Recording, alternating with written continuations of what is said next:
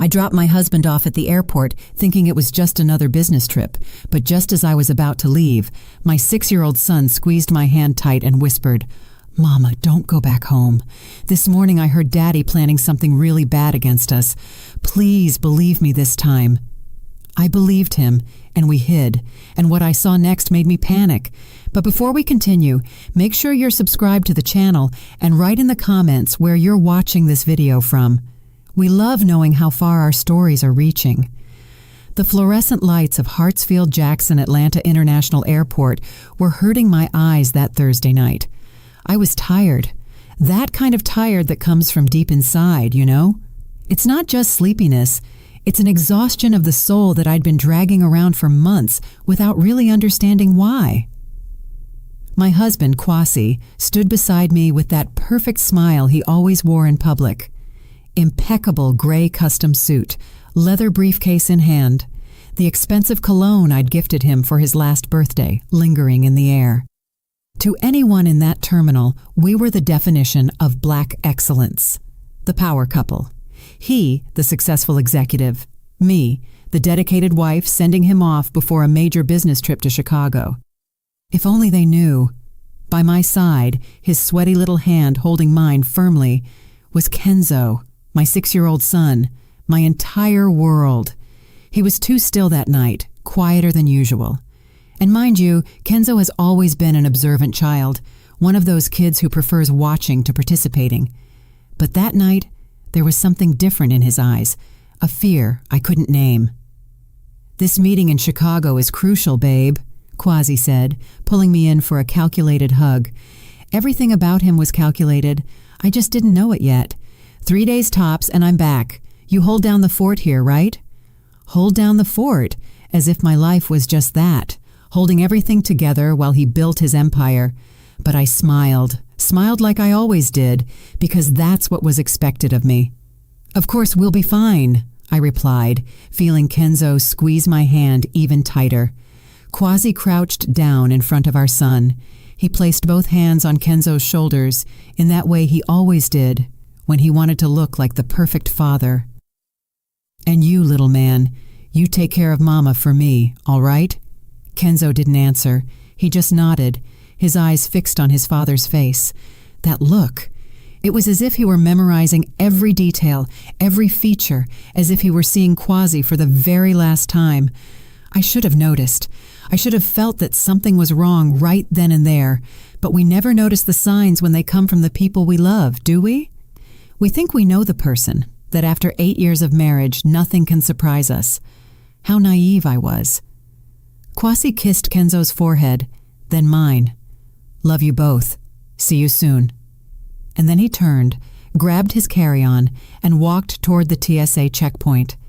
Kenzo and I stood there, frozen in the middle of that crowd of goodbyes and reunions, watching him disappear. When I finally couldn't see Kwasi anymore, I took a deep breath. "Come on, baby. Let's go home." My voice came out weary. I just wanted to get back to our house in Buckhead, kick off these uncomfortable heels I'd worn to look the part, and maybe watch something on TV until sleep took over. We started walking down the long airport concourse, our steps echoing on the polished floor. Kenzo was even quieter now, and I could feel the tension in his small body through the hand holding mine. "Everything okay, sweetie? You're very quiet today." He didn't answer immediately. We kept walking, passing the closed shops, the flight monitors, people rushing with rolling suitcases. It was only when we got near the exit, when the automatic glass doors were already in sight, that he stopped. He stopped so abruptly, I almost tripped. "Kenzo, what's wrong?" That's when he looked at me. And God, I will never forget that look. It was pure terror, the kind of fear a 6-year-old shouldn't even know exists. "Mama," he whispered, his voice trembling, "we can't go back home." My heart did a strange flip in my chest. I crouched down in front of him, holding his little arms. "What do you mean, baby? Of course we're going home. It's late. You need to sleep, don't you?" His voice came out louder, desperate. A few people turned their heads to look at us. He swallowed hard and continued, now in an urgent whisper. "Mama, please, we can't go back. Believe me this time, please. This time. Those two words hurt because it was true.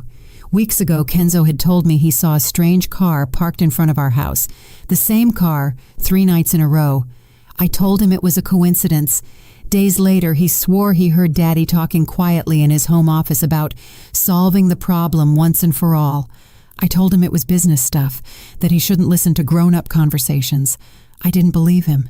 And now he was begging me, tears starting to form in those deep brown eyes. This time, I believe you, Kenzo.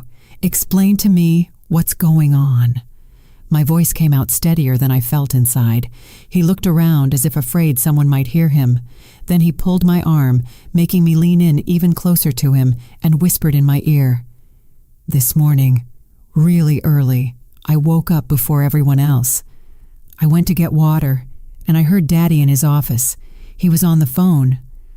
Mama, he said that tonight, when we were sleeping, something bad was going to happen. That he needed to be far away when it happened. That we weren't going to be in his way anymore. My blood ran cold. Kenzo, are you sure? Are you sure about what you heard? He nodded desperately.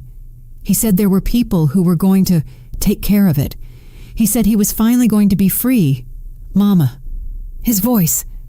It wasn't Daddy's voice. It was different. Scary. My first instinct was to deny it, to say it was his imagination, that he had misunderstood, that Kwasi would never.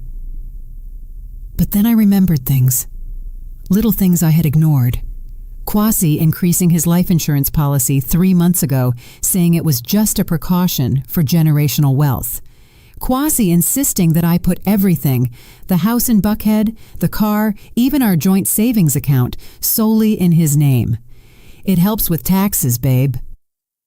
Kwasi getting angry when I mentioned I wanted to go back to work. It's not necessary, Ira. I handle everything. The strange calls he answered, locked in his office, the increasingly frequent trips, and that conversation I accidentally overheard 2 weeks ago when I thought he was asleep. He was murmuring into the phone, "Yeah, I know the risk, but there's no other way. It has to look accidental." At that moment, I convinced myself it was about work, about some risky investment. But what if it wasn't? I looked at Kenzo, at that terrified face, the rolling tears, the trembling hands, and I made the most important decision of my life. Okay, son, I believe you. The relief that washed over his face was instant but short-lived. So what are we going to do? Good question. My brain was racing. If Kenzo was right, and every cell in my body was starting to scream that he was, going back home was a death sentence. But where to go? Whose house? All our friends were Kwasi's friends too, part of the same social circle. My family lived in North Carolina. And if I was wrong, if it was all a terrible misunderstanding, but what if it wasn't? Let's go to the car, I decided, but we're not going inside the house. We're going to watch from a distance, just to be sure. Okay? Kenzo nodded.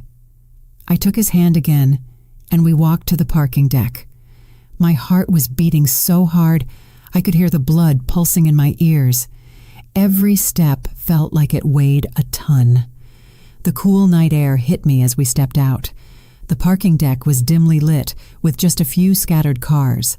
Ours was in a corner, a silver SUV that Kwasi had insisted on buying last year. "A safe car for my family," he'd said. Safe. What a bitter joke. We got in. I buckled Kenzo in, then myself. My hands were shaking so bad it took me 3 tries to start the ignition. "Mama?" Kenzo's voice was small in the back seat. "Yes, baby?" "Thank you for believing me." I looked in the rearview mirror. He was curled up in the seat, hugging the dinosaur backpack he took everywhere. "I'm always going to believe you, son. Always." And in that moment, I realized I should have said that sooner. I should have listened to him from the start. I drove in silence. I didn't go straight to our driveway. Instead, I took a back route through the neighborhood, finding a spot on a parallel street that offered a view of our house through the trees without us being easily seen. I parked in a dark spot between two large oaks. From there, we could see our home. Everything looked normal. The streetlights illuminated the sidewalk, our manicured lawn, the porch where Kwasi and I drank coffee on Sundays, the window of Kenzo's room with the superhero curtains he had picked out. Home. Or at least that's what I thought it was. I turned off the engine and the lights. Total darkness, total silence, except for our breathing.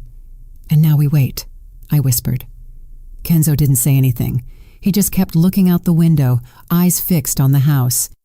And so we waited, not knowing that in less than an hour, everything I thought I knew about my life was going to crumble. The dashboard clock read 10:17 p.m. When I started to question if I wasn't being completely ridiculous, there I was, hiding on a dark street with my 6-year-old, spying on my own house like we were in a bad movie. What kind of mother does this? What kind of wife suspects her own husband? Of what exactly? I couldn't even form the complete thought in my head. It was too absurd. Kwasi never raised a hand to me, never yelled at Kenzo. He was a present father, a provider. But was he a loving husband? The question came out of nowhere and caught me off guard. When was the last time he looked at me with genuine affection? When did he ask how my day was and actually want to hear the answer? When did he touch me without it being mechanical, automatic? When was the last time I felt loved and not just maintained? Mama, look! Kenzo's voice snapped me out of my thoughts. My heart spiked. What? What did you see? That car. I followed the direction of his finger. A vehicle was turning onto our street, but it wasn't just any car. It was a dark van, no decals, no front plate visible. The windows were tinted, so dark it was impossible to see who was inside. The van slowed down as it passed the houses, too slow to be someone just passing through. It was like it was hunting. My breath caught in my throat when the van stopped, exactly in front of our house. It can't be, I whispered. It can't. But it was. The two front doors opened. Two men stepped out. Even from a distance, even with the poor lighting, you could see they weren't technicians or delivery guys or anything normal. They wore dark clothes, hoodies up, and the way they moved was stealthy, calculated. They stood for a moment in front of our driveway gate, looking around. My instinct was to scream, call 911, do something, but I was paralyzed, watching like it was a nightmare I couldn't wake up from. One of them, the taller one, reached into his pocket. I expected him to pull out a crowbar, some tool to force entry. That would be a robbery. I could deal with a robbery. I could call the police, file a report, move on. But what he pulled out of his pocket made my world collapse. A key. He had a key to our house. Mama! Kenzo's voice trembled. How do they have a key? I couldn't answer. I was too busy trying not to throw up. The man unlocked the front door as if he owned the place. No forcing, no breaking, simply unlocked it. Only 3 people had a key to our house.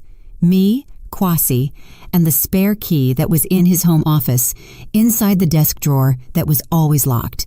The 2 men entered my home, into the house where I slept yesterday, where I made grits and eggs for Kenzo this morning, where I felt safe. They didn't turn on the lights. I could see flashlight beams dancing behind the curtains. They were looking for something, or worse, they were preparing something. I don't know how long I sat there, frozen, watching. It could have been 5 minutes or 50. Time had lost meaning. All that existed was that vision. 2 strangers inside my house with keys only my husband could have given them. Then I smelled it. At first I thought I was imagining it, but it got stronger. A chemical smell, pungent, gasoline. Mama, what's that smell? Kenzo asked. And that's when I saw smoke. It started small, just a thin thread coming out of the living room window, then another from the kitchen window. And then I saw the glow. That sinister orange glow that can only mean one thing. Fire. No. I got out of the car without thinking. No. Kenzo's hand pulled me back. Mama, no, you can't go there. He was right. I knew it, but it was my house, my things. The photos from when Kenzo was born, my wedding dress stored in the closet, the drawings Kenzo made that I stuck on the fridge, the quilt my grandmother stitched before she passed, all burning. The flames grew fast, terrifyingly fast. In a matter of minutes, the living room was totally engulfed. The fire licked the walls, shattered the windows, climbed to the second floor where Kenzo's room was. That's when the sirens started. Someone must have seen the smoke and called the fire department.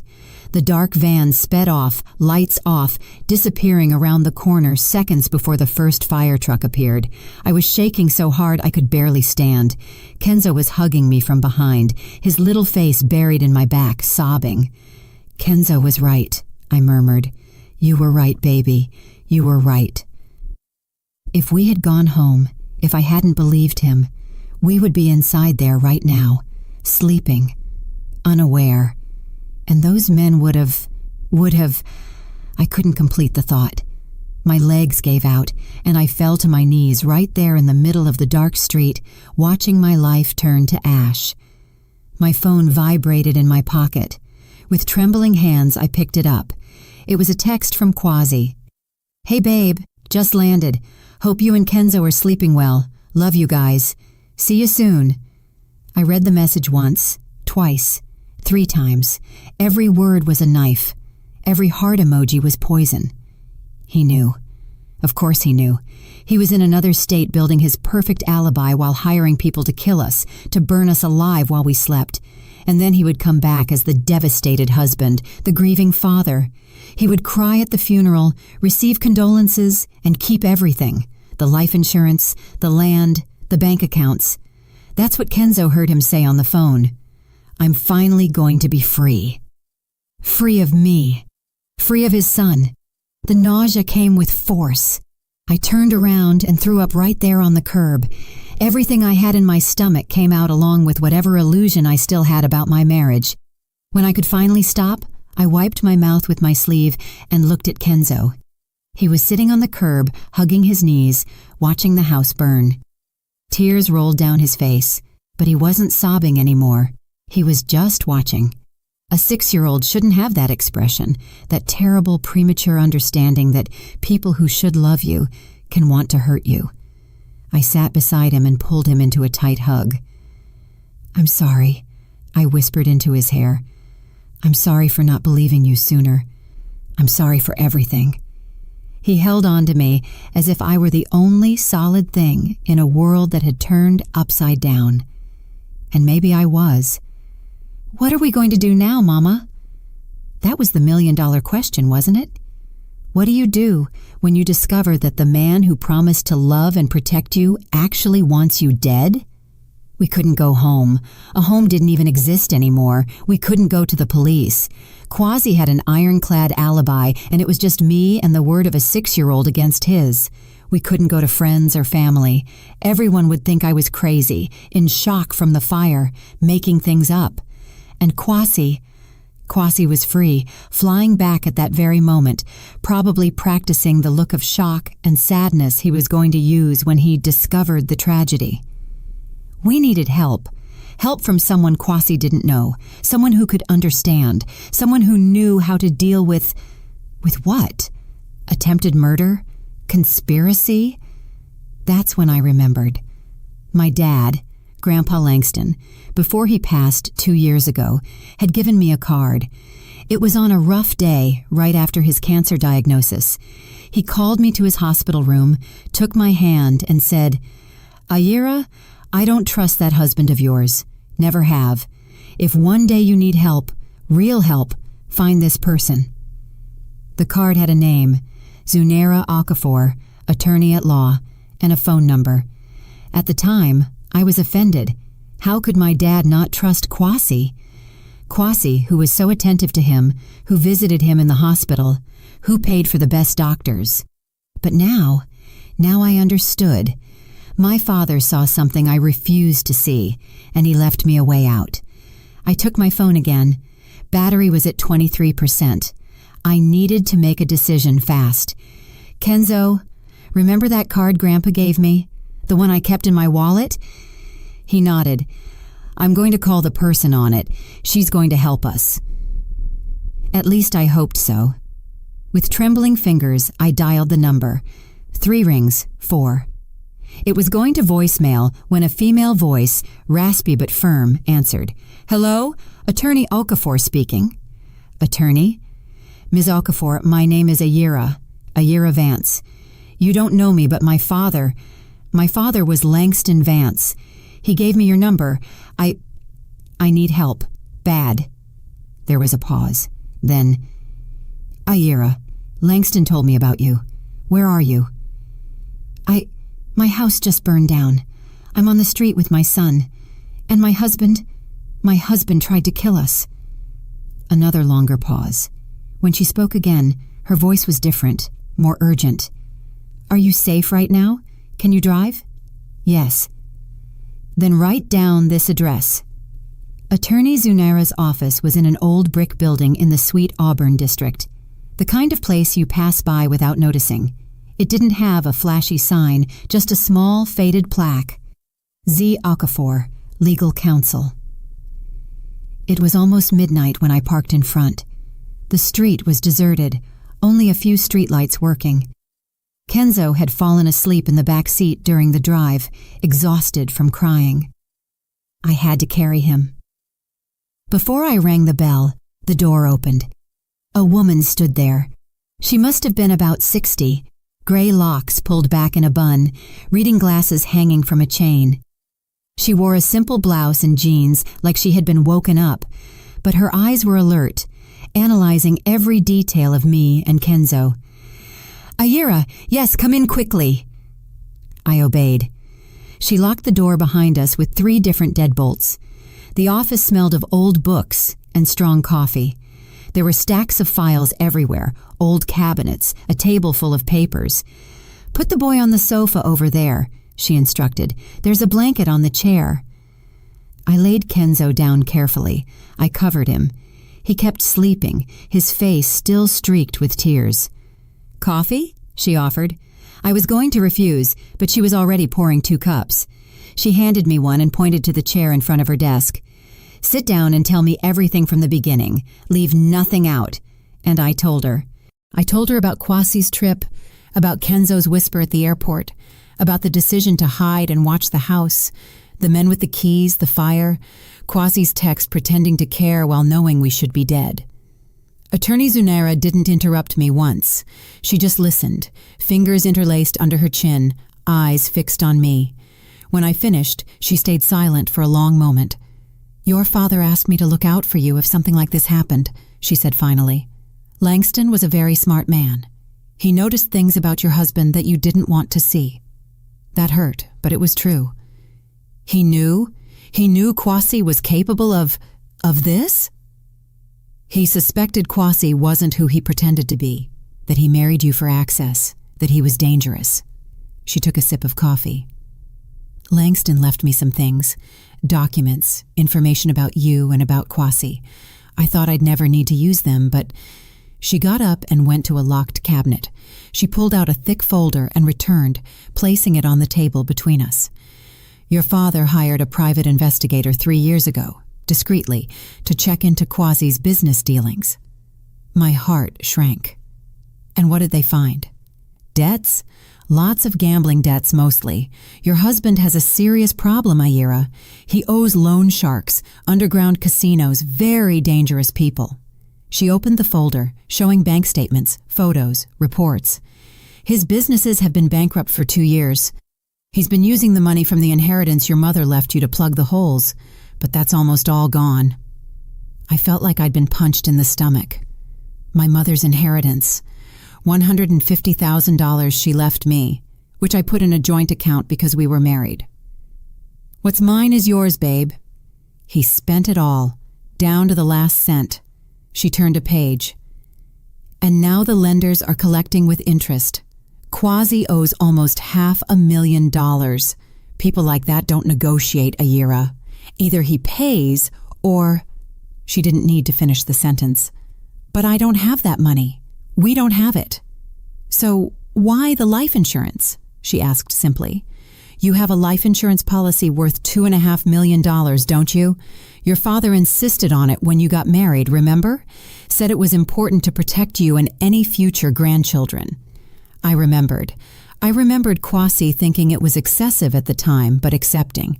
I never questioned it. I never thought, and if I died in an accident? I continued the reasoning, feeling bile rise in my throat. Kwasi would receive the $2.5 million, pay the debts, and be free. Exactly. Attorney Zunaira closed the folder. And a fire is the perfect kind of accident. Hard to prove arson if done right. Hard to trace, and he has the perfect alibi. He was in another state when it happened. But I didn't die, and neither did Kenzo, and he doesn't know that yet. The way she said that made something click in my head. You're suggesting that we let him think the plan worked for now? She leaned forward. Aira, if you show up now, it'll be his word against yours. Do you have proof? Witnesses? Anything other than the story of a 6-year-old boy who could have misunderstood a conversation? I had nothing, just the certainty in my heart and the fear in my son's eyes. But what about the men who burned the house? Won't the police investigate?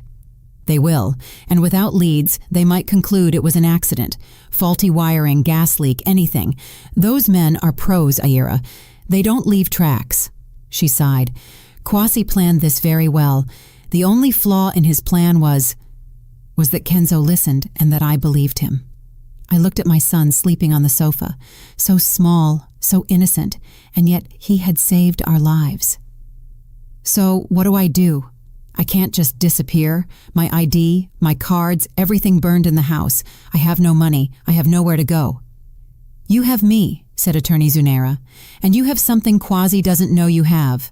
What?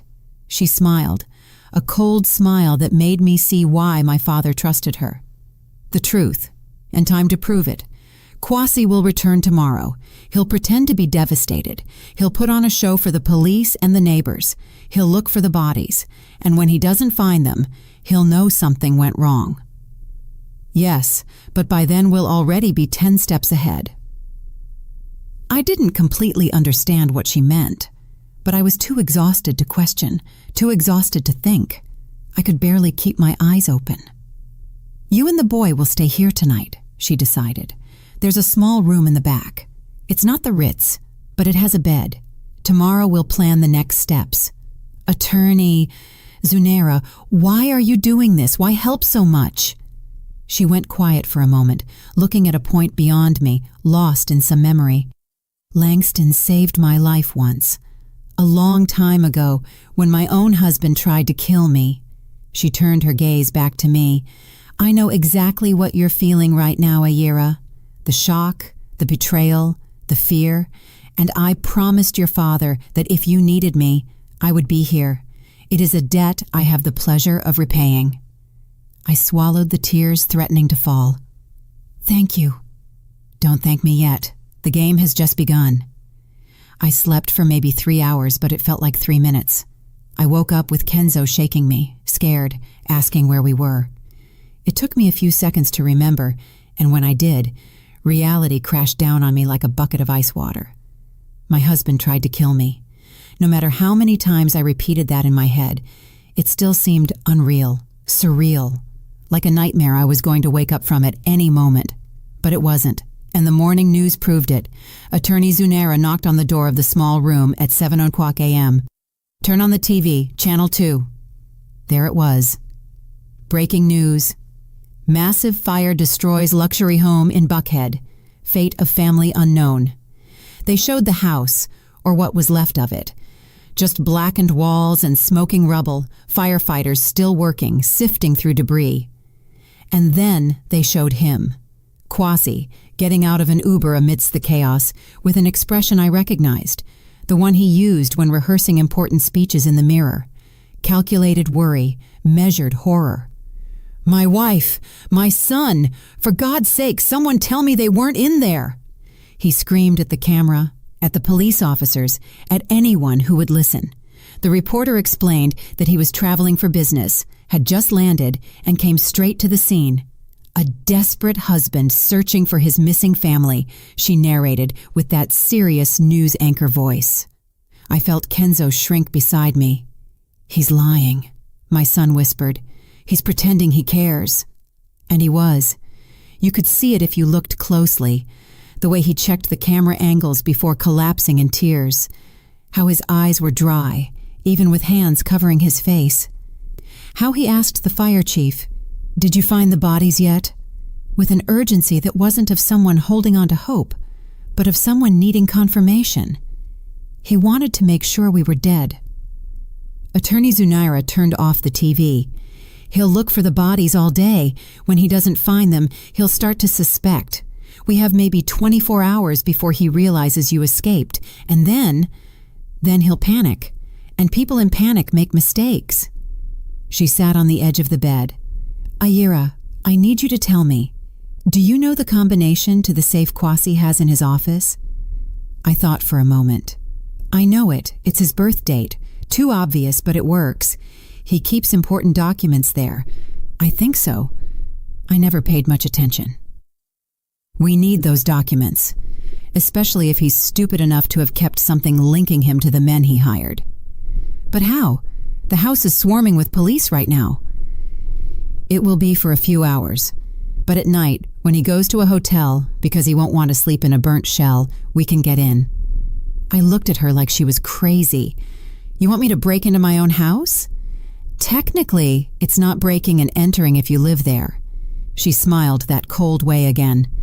And besides, we're going to need proof, evidence, something solid that proves Kwasi planned this. I'm going with you, Kenzo said suddenly. No way. You're staying here, baby. Mama, I know where Daddy hides things.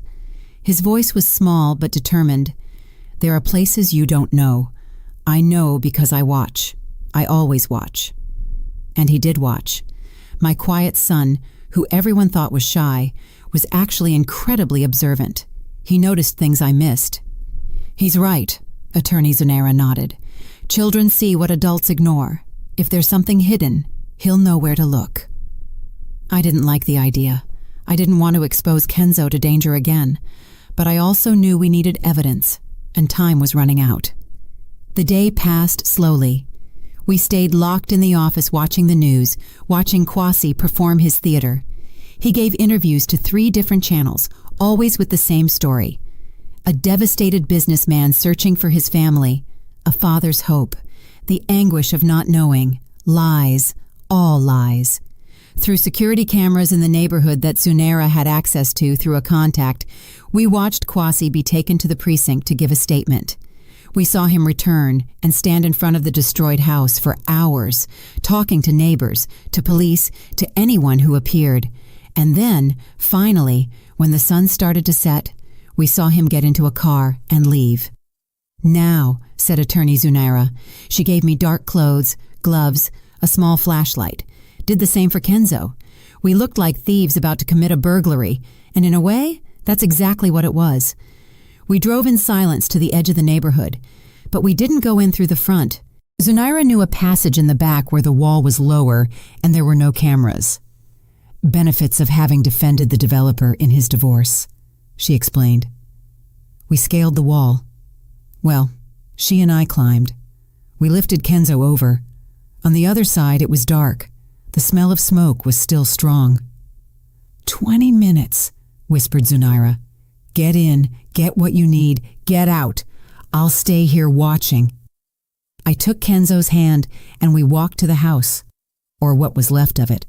The back door, the kitchen one, was partially burned but could still be opened. We entered. God, the destruction was total. Blackened walls, ceiling partially collapsed, the smell of ash and chemicals. Everything that was my life was destroyed. But we didn't have time to mourn. The office, I whispered to Kenzo. Where is it? He guided me, passing through the destroyed living room, going up the precarious steps of the staircase. Kwasi's office was on the 2nd floor, and miraculously, it hadn't burned as much as the rest. The door was jammed, but I managed to force it open. The safe was there, embedded in the wall behind a painting that had burned away. I entered Kwasi's birth date. Beep, green light, open. Inside were documents, a lot of cash, probably for illegal payments, and an old burner phone. "Take everything," Kenzo's voice sounded from the other side of the room. "Mama, look here." He was pointing under a loose floorboard, a hiding place I would have never known existed. I lifted the board. Inside was another phone, a black notebook, and an envelope. I grabbed everything in a rush, stuffing it into the backpack I had brought. "Let's go, quick." We were almost at the door when we heard voices downstairs. "Are you sure nobody's here?" "Yeah, police already released the site. We're just double-checking." My blood froze. I looked at Kenzo. He was pale. We couldn't go down. Whoever it was blocking our only exit. I grabbed Kenzo, and we squeezed inside the office closet. My heart was beating so hard I was sure they would hear us. Through the slat in the closet door, I could see flashlight beams coming up the stairs. 2 men, not police. I recognized the voices. They were the same men who had set the fire. "Boss said to verify if the job was finished," said one of them. Deep voice, southern drawl. "Seems they didn't find bodies yet." "Impossible. The fire was hot enough that nothing would be left. Maybe they already took him to the morgue." "Better make sure. Check the rooms." I heard steps separating, one going toward the master bedroom, another coming in our direction. The office door opened. Kenzo squeezed my hand so hard it hurt. I bit my lip not to make a sound. The man entered, flashlight sweeping the room. It stopped on the open safe. "Yo, Marcus, come look at this." The other guy appeared. "What happened?" "Safe's open. Wasn't like that when we left." "You sure?" "Absolutely. We didn't even touch the safe, just lit it up and left." Tense silence. "Someone was here," concluded the one named Marcus. "Recently, the dust around it is disturbed. Think it was the cops?" "Cops don't steal cash. And look, there are small footprints." He pointed the flashlight at the floor. "Too small to be an adult." My stomach dropped. "A kid," the first man said slowly. "You think?" "I think we got a problem." Marcus pulled a phone from his pocket. "I'm calling the boss. He needs to know." I couldn't allow it. If he called Kwasi, if he told him someone had been there, that possibly we were alive. But what could I do? I was locked in a closet with my 6-year-old, unarmed, trapped. That's when I heard the scream. It came from outside. A female scream, loud, full of terror. "What the hell was that?" Marcus bolted down the stairs. The other man followed. I didn't waste time. I picked up Kenzo and ran. I went down the stairs so fast I almost tripped. The back door was open. They must have come in through there. We ran to the wall. Zunera was there, panting. "Was that you who screamed?" I asked as I helped her jump the wall. "I needed to get them out of there. Did it work?" "Yes." I showed her the backpack. "I got everything." We ran to her car, parked 2 blocks away. Only when we were inside, doors locked, engine running and driving away, could I breathe. "Those men saw that someone touched the safe," I said. "They'll tell Kwasi." "Excellent." I looked at her like she was crazy. "What do you mean, excellent?" "Now he'll know you're alive. He'll know you have the evidence. He'll panic." She smiled while driving. And people in panic do stupid things. I don't know if I agreed with her logic, but I was too exhausted to argue. Back at the office, we emptied the backpack onto the desk. Documents, phones, money, the black notebook. Zunera took the notebook first, opened it, started reading, and the more she read, the wider her smile became. "Bingo," she murmured. "What is it? Is your husband meticulous or just dumb? Probably both." She turned the notebook toward me. "Look at this. Dates, amounts, names. He documented every cent he borrowed, from whom and when he had to pay. He even had notes about conversations with the loan sharks. I scanned the pages. Everything was there, every debt, every threat he received. And then, on the last pages, final solution. Ayura's life insurance, 2.5 years. Accident has to look natural. Contact, Marcus. Service, $50,000. Half up front. Date, Novi 21. That was today. Or rather, it was yesterday. He wrote everything down, I whispered, incredulous. Why would anyone do that? Insurance, explained Zunaira. If something went wrong, he could use this as leverage against the guys he hired, prove they were involved too. She picked up one of the phones. And I bet on these burners there's even more evidence, texts, calls. It took all night to examine everything. The phones were password protected, but Zunaira had a tech guy contact who managed to unlock them. And there it all was. Messages between Quasi and Marcus. Need it to be a day I'm traveling. Solid alibi. Has to look accidental. Fire is good, hard to trace. And the kid? Marcus had asked. Can't leave anyone behind either. Quasi had written coldly about killing our son as if it were a minor detail, an inconvenience to be solved. I felt hate growing inside me. A cold, sharp hate. I was no longer the woman who had married believing she had found love. I was a mother protecting her child. And mothers are dangerous when their children are threatened. Is this enough to arrest him? I asked.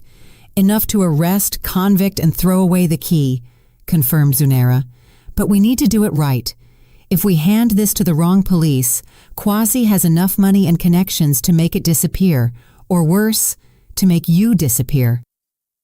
So, what do we do? She thought for a moment. I know an honest detective. Detective Hightower. Homicide. Incorruptible. If we present the case to him with all this proof, Quasi has nowhere to run. When? Tomorrow morning. But before that... She looked at her phone. Your husband has already tried to call you 7 times in the last hour and sent 15 texts. I picked up my phone. It was on silent, but the screen lit up with notification after notification. Ayira, for God's sake, where are you? Babe, I'm desperate. Please answer me. Police said they didn't find your body. Where are you? Are you hurt, Ayira? Answer me. And the most recent one sent 5 minutes ago. I know you're alive. And I know you took the things from the safe. We need to talk.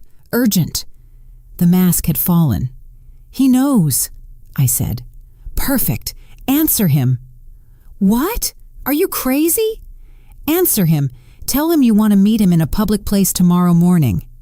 Why? Zunaira smiled. That smile I learned to fear and admire at the same time. Because we're going to give him a chance to hang himself.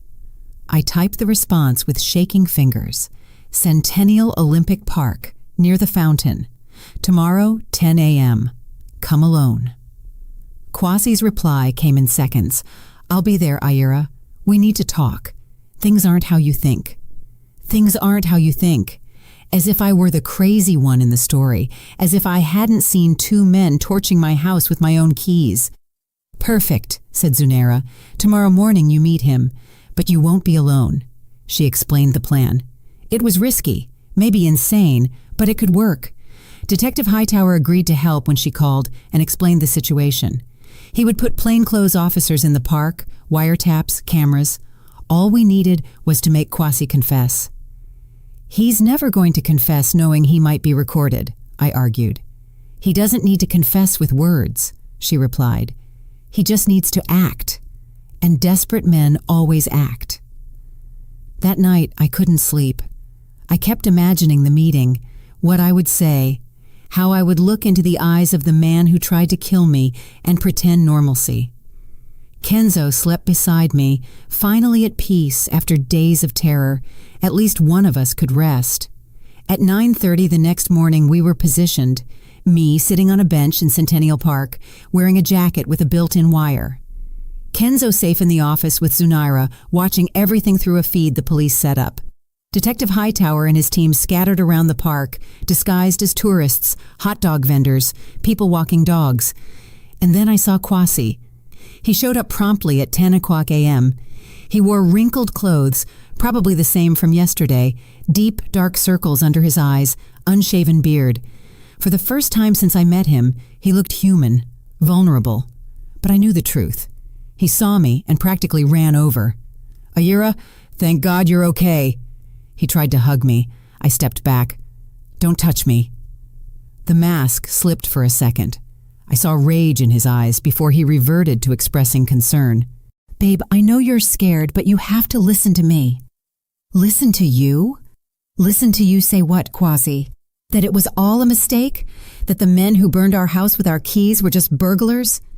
He blinked, calculating. You saw.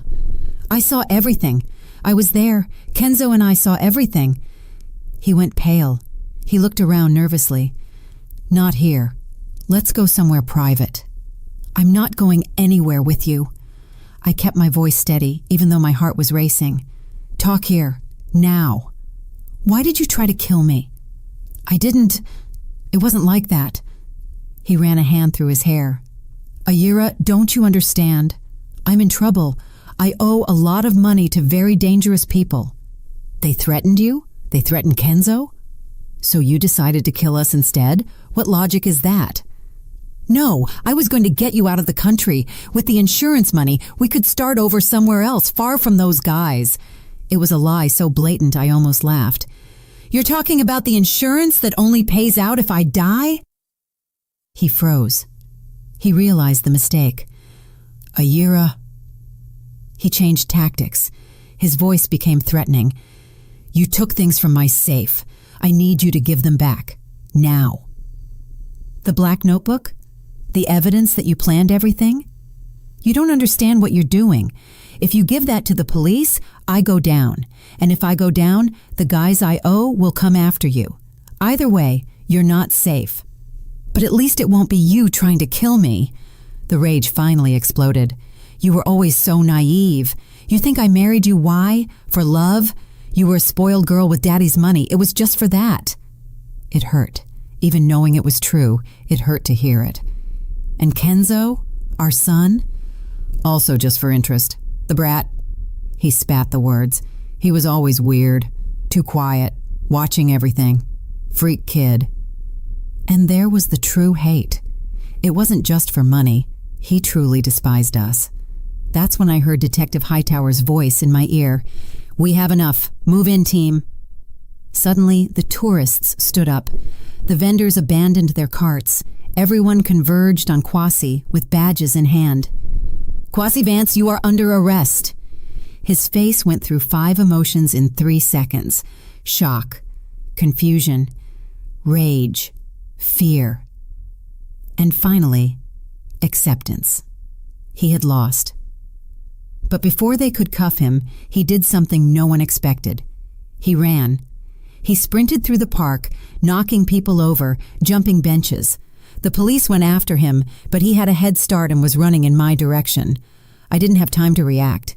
He grabbed me, pulled something from his waistband, a knife, and pressed it against my neck.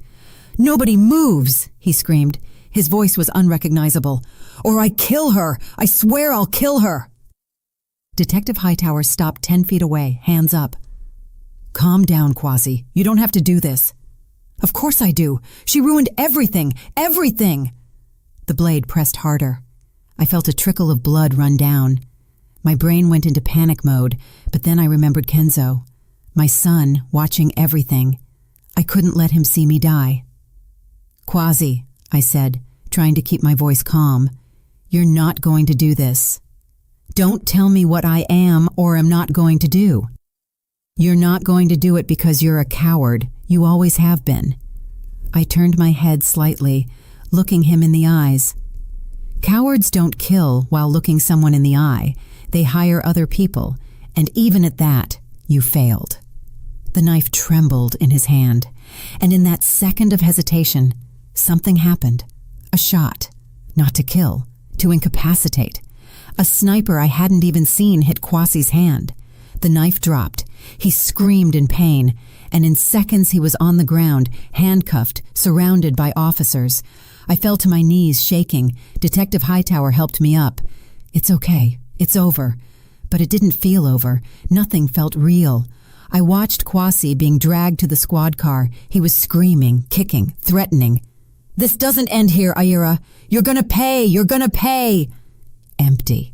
All his threats were empty now. Kwasi's trial was fast. With all the evidence, the notebook, the phones, the recordings of our meeting, the testimony of the men he hired, who cut a plea deal, there was no defense. They tried to plead temporary insanity, tried to say he was coerced by the loan sharks, tried everything. It didn't work. Kwasi was sentenced to 25 years in federal prison, attempted murder, arson, insurance fraud. The list was long. I didn't go to the sentencing. I didn't want to see his face ever again. But Zunaira went. She sent me a text when the verdict came down. Justice is served. Justice. The word seemed strange, because it didn't seem fair that 8 years of my life had been a lie. It didn't seem fair that my son had to grow up knowing his own father wanted to kill him, but at least we were alive and free. In the following months, I had to rebuild everything. Literally everything. Documents, identity, bank account, home. I got access to the home insurance money. Ironic, since Kwasi had burned it to get a different insurance payout. It wasn't a fortune, but it was enough to start over. Zunaira helped me with all the paperwork. More than that, she became a friend. Maybe the first true friend I ever had. Your father knew I was going to need you one day, I told her one afternoon, drinking tea in the new apartment I rented in Decatur. How did he know about Kwasi? A father's intuition, she smiled. Or maybe he saw things that you, being in love, didn't want to see. Little signs. The way Kwasi looked at your family's money. How he asked about inheritances. How irritated he got when you talked about working. She was right. The signs were always there. I was the one who chose to ignore them. Kenzo was going to therapy. At first, he didn't want to talk about what happened, but over time, slowly, he began to open up. The therapist said he was resilient. Children are stronger than we imagine, but even strong, he had nightmares. Woke up screaming, saying there was fire, that he couldn't get out, that his daddy was coming. On those nights, I stayed with him, held him, hummed the gospel songs I sang to him when he was a baby, and slowly he would go back to sleep. "Mama," he asked me one night, a few months after the trial, "do you still love Daddy?" The question caught me off guard. Why do you ask that? Because he was bad, really bad. But he's still my daddy, and I don't know if it's wrong to miss him sometimes. My heart broke. I pulled him into a tight hug. It's not wrong, baby. He is your dad. And the part of him you knew, the part that played catch with you, that took you to the park, that part felt real, or at least you believed it was, and there's no problem missing that. But he tried to hurt us. He tried, and that was horrible and unforgivable. But your feelings are yours. You can miss the dad you thought you had and still be angry about what he did. Both things can exist together. He stayed quiet for a while, then whispered, "I saved you, right, Mama? You saved us. You saved me, and you saved yourself. You are my hero, Kenzo." He smiled, a small smile but genuine. And in that moment, I knew we were going to be okay. Not immediately, not magically, but eventually. I started working again, something Kwasi never allowed. I got a job at a nonprofit in Atlanta that helped women victims of domestic violence. It seemed appropriate. I understood what they were going through, the fear, the shame, the feeling that somehow it was their fault. And I could say, from my heart, it is not your fault. It never was. Attorney Zunaira offered me a partnership in her firm a year later. "You have talent for this and passion. It would be a waste not to use it." I accepted. I went back to school, did an accelerated law program, passed the Georgia bar exam. It wasn't easy. Going back to books at 34 is challenging, but I passed. I became an attorney, specialized in family law and domestic violence cases. I used the pain to help other people, and in some way, that helped heal my own pain.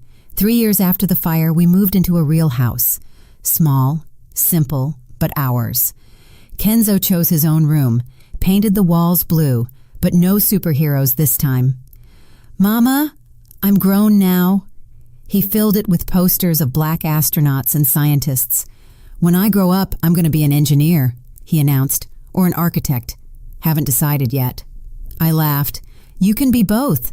Seriously, you can do that. You can do anything you want, son." And I believed that, because we had survived the impossible. What was a little ambition compared to that? Every now and then, I thought about Kwasi, mostly when I signed the divorce papers, which he contested, of course, but lost. or when I saw news about him in prison. Apparently he wasn't adapting well.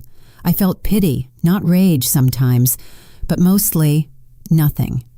He had become irrelevant, a footnote in my history, not the main chapter. Life went on. Kenzo grew. I grew with him. I learned to trust again, not blindly, never blindly again, but with wisdom. I learned that red flags exist for a reason, that listening to your intuition isn't paranoia. And I learned that sometimes the people we love the most are the ones who can hurt us the most.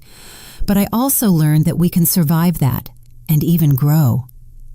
Today marks 5 years since that night at the airport. 5 years since Kenzo whispered, "Don't go back home," and changed our lives forever. I'm sitting on the porch of our house, drinking coffee. Kenzo, now 11, is in the living room doing homework. It's Saturday, but he likes to get ahead on his work. "Mama," he shouts, "can I go to Malik's house after lunch?" "You can, but be back before 6. "Okay." I smile at my coffee. He has friends now, good friends. He stopped being that quiet, scared boy. He's still observant, always will be, but he also laughs, plays, lives like every child should live. My phone rings. It's Zunaira, or rather, Auntie Z. We dropped the formalities a long time ago. "Good morning. You up early today?" "I have news," she says. I can hear the smile in her voice. "Remember that case we took last month, Mrs. Johnson?" I remember. 40 years old, abusive husband, 3 kids, no money to leave. We did it. Protection order granted. She and the kids are already in the shelter, safe. I close my eyes, feeling that warmth in my chest. That's good. That's really good. That's why we do this, right? For these moments. Yes. We hang up, and I stay there thinking about how many women we've managed to help over these years. How many children we saved. Not in such a dramatic way as Kenzo and I were saved, but saved nonetheless, from toxic relationships, from abuse, from dead-end situations. We transformed our tragedy into purpose. "Mama?" Kenzo appears at the screen door. "Can I ask you something?" "Always." He sits in the chair next to me. He's bigger now, growing too fast for my liking. Soon he'll be taller than me. "Are you happy?" The question takes me by surprise. "I am. Why do you ask?" He shrugs. "Just wanted to know. Because of everything that happened. I thought maybe you'd stay sad forever." I take his hand. It's not so tiny anymore. I was sad for a while. Yes. And I still get sad sometimes when I remember. But I'm also happy because I have you. I have a job I love. I have real friends. I have a life that I chose, not that someone chose for me. "And Daddy, did you forgive him?" That one is harder. I don't know if I forgave him. Forgiving doesn't mean forgetting or saying everything is okay. Maybe it's more like letting go, not carrying that weight anymore. And in that sense, yes, I think I made it. He nods, processing. I think me too. I don't think about him much, just sometimes when I remember how it was before. But then I remember that wasn't real, and it gets easier. Such wisdom for an 11-year-old, but Kenzo was never an ordinary child. He grew up too fast, saw too many things, but he survived. And more than that, he flourished. "I love you so much. You know that?" I say, hugging him. "I know. Love you too, Mama." He hugs me back, then pulls away. "Can I go back to homework? Only have math left." "Go ahead." He goes back inside, and I stay there on the porch, watching the sun rise in the Georgia sky. I think about how strange life is. 5 years ago, I was losing everything, or thinking I was. The house, the marriage, the security. But actually, I was gaining something more important. Freedom. Freedom to be myself, to make my own decisions, to build a life based on truth, not pretty lies. And yes, it hurts. Sometimes it still hurts. There are nights I wake up sweating, dreaming of fire. There are days I see a man from afar who looks like Kwasi, and my heart races. Trauma doesn't disappear completely. We learn to live with it. But we also learn that we are stronger than we imagine, that we can survive the unimaginable, that we can rebuild from the ashes, literally in my case. My phone vibrates again. A message from the support group I coordinate for survivors. Thank you for the meeting yesterday. For the first time, I felt like I'm not alone. I reply, you never were, and you never will be. We are in this together. It's because of these messages that I do what I do. Because I know what it is to feel alone, trapped, with no way out. And I know what it is to find an outstretched hand when you need it most. Like my father gave me when he left me Zunera's card. Like Zunera gave me when she took me in. Like Kenzo gave me when he had the courage to speak up, even being so small. We don't save ourselves alone. We need each other. And now I give back. I extend my hand to other women who are where I was, and I lift them up. The sun is fully up now. A new day. A new chance. I get up, go inside the house. Kenzo is at the table, concentrated on the numbers. He doesn't notice when I approach and kiss the top of his head. Mama, he protests, but he's smiling. I'm trying to concentrate here. Sorry, won't bother you anymore. I go to the kitchen to start lunch. Something simple. Spaghetti with meat sauce, Kenzo's favorite. While I stir the sauce, I hear him humming in the living room. Humming. A child who witnessed an attempted murder, who lost his home, who saw his father arrested, he is humming while doing his math homework. If that isn't resilience, I don't know what is, and it gives me hope. Hope that no matter what life throws at us, we can survive, we can overcome, we can even be happy again. Not in the same way, not like we were before, but in a new way, stronger, wiser. The oven timer beeps. I turn it off, start serving the plates. Kenzo, food's ready! He comes running like he always does when it's food. He sits at the table with that wide smile. What's for dessert? Ice cream? If you eat all your food first. I can do that in my sleep. We laugh, we eat, we talk about the week, about plans for the weekend, about the science project he's doing at school. Normal things, normal life.